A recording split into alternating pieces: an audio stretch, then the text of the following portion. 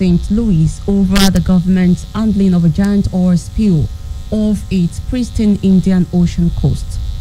The Japanese bulk carrier MV Wakashio crashed into a reef off southeastern Mauritius last month, spewing more than 1,000 tons of oil into waters that are home to mangrove forests and endangering species. After the boat split in two, the larger pieces were thrown out to sea and sunk, but the smaller section remained stranded on the reef. Up to 75,000 protesters crowded a square in front of the cathedral in Port Louis, which is said to be the largest demonstration in 40 years. Public anger worsened in Mauritius after at least 34 whales were found dead or seriously ill near the site of the spill. Fisheries Minister said there was no trace of hydrocarbons on them or in their respiratory system. Authorities and experts from Japan and Britain are still investigating the true extent of the ecological damage to an island whose economy depends heavily on tourism. In Mali, where Mali military rulers on Saturday said they are postponing the first meeting over the transfer of powers due to organizational reasons, nearly 2 weeks after ousting the president in a coup. The junta had invited civil groups, political organizations, and former rebels to consultations on Saturday, but said in a statement that the meeting was postponed to a later date. A protest coalition that had campaigned against former President Ibrahim Keita, the June 5th movement, had not been invited to participate in the meeting.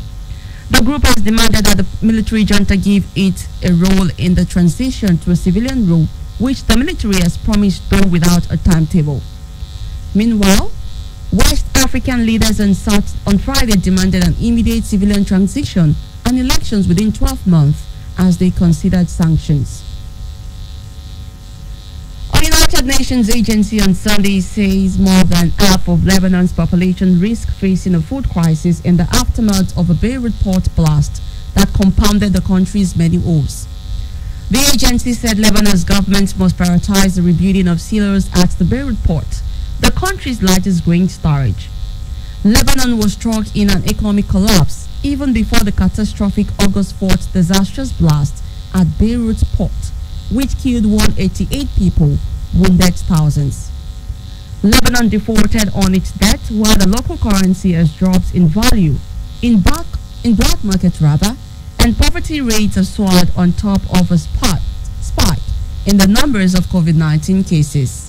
Lebanon relies on import for 85% of its food needs, and that of the silos at the Beirut port could worsen an already alarming situation, aid agencies and experts have said.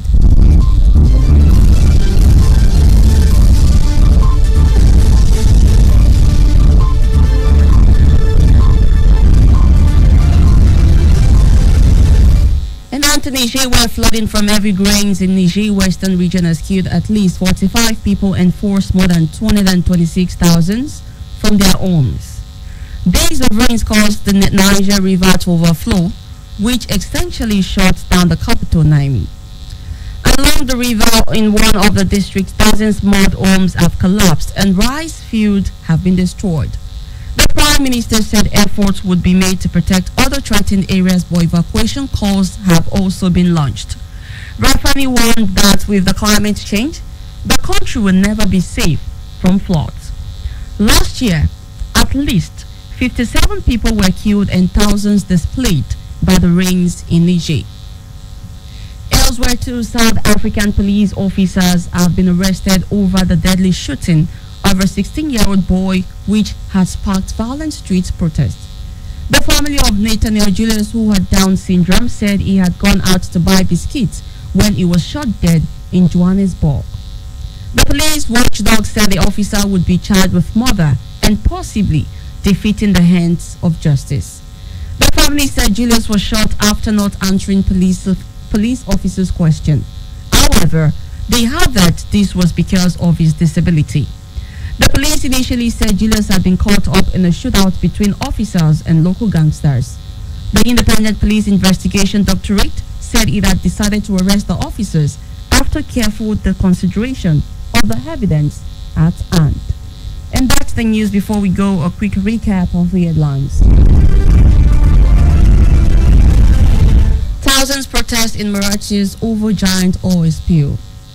Mali junta postpones first meeting over transfer of powers.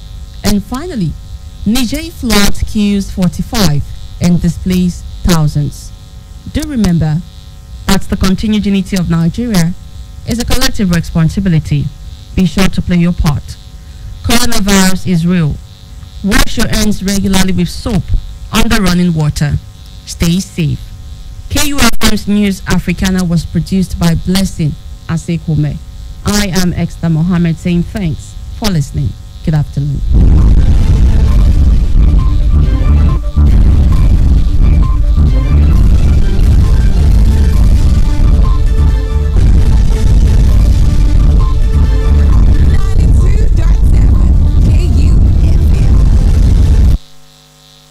In the ever-revolving world of news, one story becomes extinct the moment another major story breaks.